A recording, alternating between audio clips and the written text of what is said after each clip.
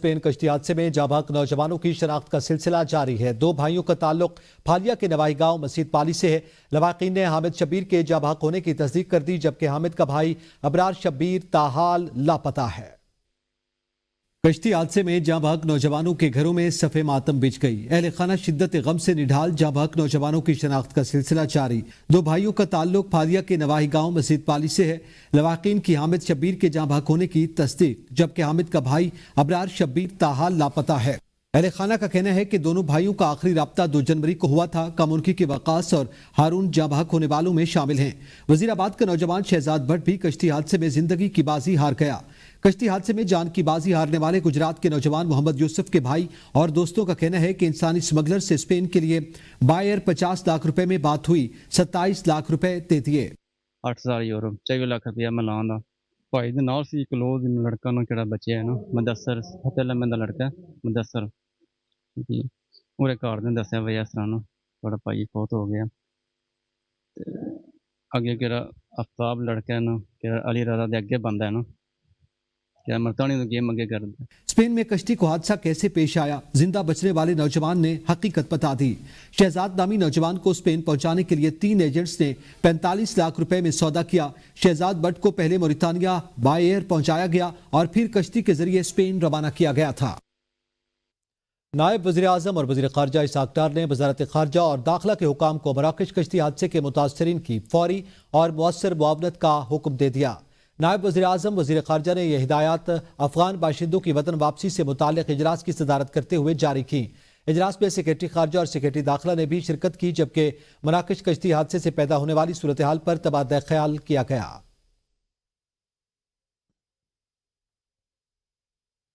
वज़ीर-ए-आज़म पार्लिमानी पार्टी इजलास पीर के रोज़ तलब कर लिया। अरकान को कौमी असम्बली और सेनेट इजलासों में हाजिरी यकीनी बनाने की हिदायत। वज़ीर-ए-आज़म शहबाज शरीफ पार्लिमानी अरकान से हुकूमती इक़दामात पर तजावीज़ भी तलब करेंगे। इजलास में कौमी असम्बली और सेनेट इजलासों में अरकान की हाजिरी यकीनी बनाने पर जोर दिया जाएगा। ज़राए के मुताबिक हुकूमती कानून साजी, अहम कौमी मामलात और सियासी चैलेंजेस पर मुशावरत की जाएगी। इजलास में मौजूदा सियासी और मुआशी सूरत हाल पर तफसीली गौर किया जाएगा। पीटीआई 8 फरवरी को अलकादिर ट्रस्ट केस के फैसले के खिलाफ भी यौम सियाह बनाएगी। बानी पीटीआई के वकील फैसल चौधरी कहते हैं कि बानी पीटीआई ने हकीकी आज़ादी के लिए पैगाम दिया है। बानी पीटीआई ने कहा कि किसी भी दबाव के आगे नहीं झुकेंगे। अलकादिर यूनिवर्सिटी बिलावल हाउस नहीं, अलकादिर यूनिवर्सिटी में गरीब लोगों को तालीम दी जा रही है। यूनिवर्सिटी गरीबों की अमानत है, उसे वापस देंगे। वहाँ पे आपने वो फलाही इदारा जो गरीबों की खिदमत कर रहा था उसकी जमीन पे कल कब्जा कर लिया पंजाब पुलिस के जरिए, और उन्होंने वहाँ पे बंदे खड़े किए। पंजाब पुलिस का, पंजाब हुकूमत का इस ट्रस्ट से तो लेना देना नहीं है। ये तो फेडरल हुकूमत के जो है वो ट्रस्ट था, और फेडरल हुकूमत या पंजाब हुकूमत कैसे एक ट्रस्ट की जमीन जो है वो कब्जे में ले सकती। तो इस इंतहाई शर्मनाक अमल की हम शदीद मजम्मत करते हैं, और इंशाल्लाह हमारा रिजॉल्व है। इमरान खान ने ये कल भी कहा, ये आज भी कहा कि हम आखिरी गेंद तक खेलेंगे। मैं बिल्कुल इस अमराना निज़ाम के, अमराना रवैयों के सामने या अमराना जो डिमांड्स हैं इनके सामने वो नहीं झुकेंगे। वफाकी वज़ीर इत्तलात अता तारड़ कहते हैं कि 190 बिलियन केस में कोई कानूनी सुकम या अबहम नहीं है। अलकादिर ट्रस्ट से काबीना के किसी रुकन ने फायदा नहीं लिया, इसलिए उन्हें सजा नहीं दी गई। अपनी चोरी और डाके पर पर्दा डालने के लिए इस्लामी टच दिया गया। सियासत जरूर करें लेकिन दीन का नाम इस्तेमाल मत करें। केस में अपील कमजोर होगी, नहीं लगता ये अपील 2 से 3 पेशियां भी बर्दाश्त करे। वज़ीर इत्तलात अता तारड़ ने मजीद कहा कि मुज़ाकरात डील या एनआरओ के लिए नहीं, मुल्की इस्तेहकाम के लिए हैं। मजहब कार्ड, मजहब को बीच में मत लाएं। रिश्वत को, डाके को, इस गबन को, इस करप्शन को पूरी दुनिया में हेडलाइन लगी। बरतानिया में, अमेरिका में, तुर्की में, चाइना में, दुनिया के ममालिक में हेडलाइन लगी है कि एक साबिक वज़ीर आज़म करप्शन के अंदर जो है वो पकड़ा गया और उसको सजा हुई है। पूरी दुनिया के अखबारात ने हेडलाइन लगाई है। और आप यहां पे क्या कर रहे हैं? मजहब कार्ड खेल रहे, क्योंकि आप लोगों को इसके अलावा आता कुछ नहीं है कि मजहब बहुत मुकद्दस है और सियासत इतनी मुकद्दस नहीं है कि आप झूठ को, मुनाफकत को, करप्शन को, डाके को, रिश्वत को जस्टिफाई करने के लिए आप मजहब का सहारा ले रहे हैं। मौलाना फजलुर रहमान चरसदा में खिताब, कहा इस्लाम के नाम पर हासिल पाकिस्तान में लोग इस्लाम का मजाक उड़ा रहे हैं। हमारे हुक्मरानों और सियासतदानों ने मजहब इस्लाम के साथ बहुत जुल्म किया। इस डमी असम्बली में बैठने की हमें कोई ख्वाहिश नहीं। लोग वोट किसी को डालते हैं और कामयाब कोई और होता है। अगर 26वीं आईनी तरमीम हुकूमत की ख्वाहिश पर पास होती तो बड़ी तबाही आती। हुकूमत का आईनी मुसवदा पार्लियामेंट और इंसानी हकूक के लिए बहुत बड़ा खतरा था। मदारिस के खिलाफ आलमी साजिशें हो रही हैं। मईशत के इशारियों से कौम को बेवकूफ़ नहीं बनाया जा सकता।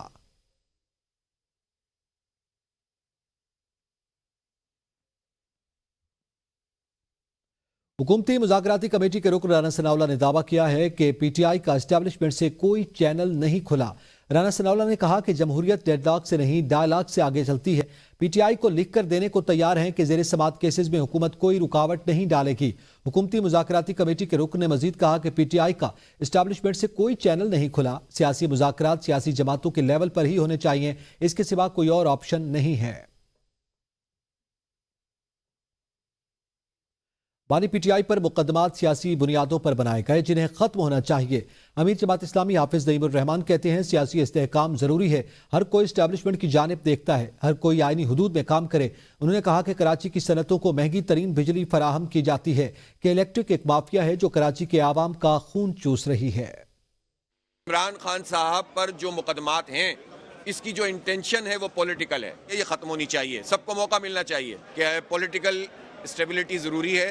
हर कोई अपनी आईनी हुदूद में काम करेगा तो ये मसला ख़त्म हो जाएगा। कराची 50% से ज़्यादा एक्सपोर्ट करता है। कराची की इंडस्ट्री को पानी नहीं मिलता।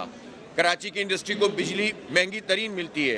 2 न्यूक्लियर पावर प्लांट यहाँ पर मौजूद हैं जिसकी 2200 मेगावाट की बिजली जाती है नेशनल ग्रिड में। अगर ये 2200 मेगावाट कराची को दे दी जाए तो पीक गर्मियों के अलावा तकरीबन 10 महीने कराची की ज़रूरत पूरी कर सकते हैं। हुकूमती मुज़ाकराती टीम के तर्जमान इरफान सिद्दीकी ने पीटीआई चेयरमैन की आर्मी चीफ से मुलाकात पर बैरिस्टर गौहर को पैगाम दिया कि 2-2, 3-3 दरवाजों से मुज़ाकरात बैक वक्त नहीं चला करते। इरफान सिद्दीकी ने कहा कि मुझे बैरिस्टर गौहर के आर्मी चीफ से मुलाकात की तफसील और मकालमों का इल्म है। बैरिस्टर गौहर ने कहा बराह रास्त आला तरीन फौजी सतह पर बात शुरू हो गई है जो इत्मीनान बख्श है। बैरिस्टर गौहर ने कहा कि बैक डोर प्रोसेस भी चलेगा और फ्रंट डोर प्रोसेस भी। 2-2, 3-3 दरवाजों से मुज़ाकरात बैक वक्त नहीं चला करते, लिहाजा अब छोटे छोटे दरवाजों, खिड़कियों और रोशनदानों में झांकने का कोई फायदा नहीं। अगर वो दरवाज़ा खुल गया है जिसके लिए सालों से कोशां थे तो ये कोशिश छोड़ दें। उन्होंने मजीद कहा कि बानी पीटीआई और अलीमा खान भी आर्मी चीफ से बैरिस्टर गौहर की मुलाकात को खुशाइंद करारते रहे हैं। मुशीर इत्तलात खैबर पख्तूनख्वा बैरिस्टर मोहम्मद अली सैफ ने अपने एक बयान में कहा कि पीटीआई और अस्करी क़यादत के दरमियान मुलाकात के बाद नवाज शरीफ कैंप में खलबली मच गई है। बैरिस्टर सैफ ने कहा कि इत्तलात हैं कि नवाज शरीफ ने अपनी टीम को मुज़ाकरात नाकाम बनाने का मिशन सौंप दिया। हुकूमती मुज़ाकराती कमेटी को गैर मौसर बनाने का काम शुरू हो चुका। ऐसे अनासिर सरगर्म हो चुके जो नहीं चाहते कि मुल्क के अंदर सियासी इस्तेहकाम की राहें खुलें। पीटीआई मुल्क में अमन के लिए मुज़ाकरात की राह पर चल रही है जबकि गैर मुंतखब टोला अपने नाजायज़ इक़्तिदार को बचाने के लिए मुज़ाकरात नाकाम बनाने के मिशन पर है।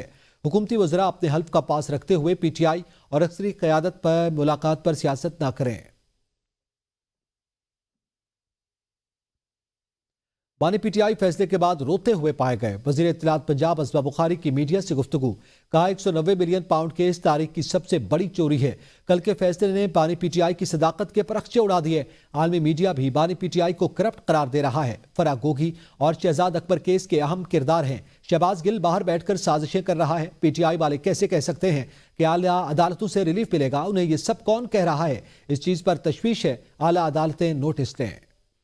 पहले ये भी आपको याद होगा कि इस पूरे मामले के बारे में कि किस तरह से बंद लिफाफे के अंदर इसकी मंजूरी ली गई, इसका भी जो है वो खुद इनके अपने वुज़रा ने बाहर आकर मीडिया के साथ बताया कि हमें तो पता नहीं था। जुल्म और बेहुदगी की इंतहा ये है कि बड़े खुले तरीके से दीदा दलेरी के साथ मजहब कार्ड इस्तेमाल किया जा रहा है। वो एक है शहजाद अकबर साहब, मिर्ज़ा शहजाद अकबर साहब, और दूसरी हैं फराह गोगी बच्ची।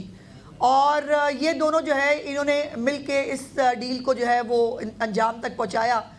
कल से बौखलाए फिर रहे हैं तरीके फसाद वाले। कल से वो कह रहे हैं आला अदालत में हम गए और ये पहली ही पेशी में ये केस ख़त्म हो जाएगा। ये इनको कौन दे रहा है ये एश्योरेंस? और मैं समझती हूँ कि हमारी अदालतों को भी इसका नोटिस लेना चाहिए। जिला कुरम डिप्टी कमिश्नर कुरम का लोअर कुरम में दहशतगर्दों के खिलाफ ऑपरेशन का फैसला।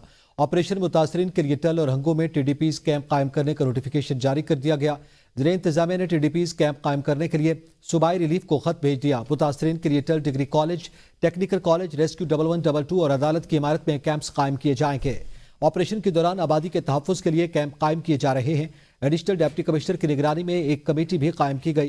कुर्रम के कशीदा हालात के पेश नज़र नकल मकानी करने वालों के लिए मुतासरीन कैंप्स का इनेकाद किया जा रहा है।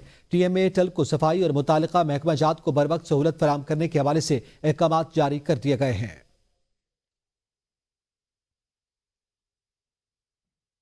नॉर्थ कराची में 11 रोज पहले लापता होने वाले सारम की लाश फ्लैट्स के टैंक से मिल गई। नमाज जनाजा अदा कर दी गई। अहले खाना शिद्दत गम से निढाल। सारम के खालू का कहना है कि टैंक को 3 से 4 दफा देखा था। सारम की बॉडी वहां मौजूद नहीं थी। उधर पुलिस का कहना है कि तमाम पहलुओं से तहकीकात कर रहे हैं। पोस्टमार्टम की रिपोर्ट आने के बाद ही मौत की वजह मालूम हो सकेगी। तफसीलात जानते हैं बिलाल अली की इस रिपोर्ट में। कराची का लापता नन्ना सारम 12वें रोज मिल तो गया, मगर उसकी जिंदगी का चिराग गुल हो चुका था। उसकी लाश उसी फ्लैट के टैंक से मिली जहां वो रहता था। अहले खाना शिद्दत गम से निढाल, कहते हैं यूनियन के खिलाफ भी पर्चा कराएंगे। ये हुआ सारम गेट बंद करते सबसे पहले, यहाँ से फ्लैट का कोई लड़का बाहर नहीं जाएगा। नहीं, ये नहीं किया उन्होंने। हमारे नंबर ले लिए, हमारे घरों पे छापे मार लिए। अरे हम अपने बच्चे को क्या करेंगे? सबको बोलना चाहिए। फ्लैट में होने के बावजूद खानदान वालों के अंदर घुस रहे थे। अब घर के नीचे से बच्चा मिले। पुलिस के मुताबिक तमाम पहलुओं से तहकीकात की जा रही हैं। इलाका रुकन सिंध असेंबली भी मुतासरा खानदान से ताजियत के लिए पहुंचे। अब्बासी अस्पताल में बच्चे की लाश पहुंचा दी गई है, जहां पोस्टमार्टम के बाद नमाज जनाजा का ऐलान किया जाएगा। कैमरामैन मोहसिन अहमद के साथ बिलाल अली, ABN न्यूज़, कराची।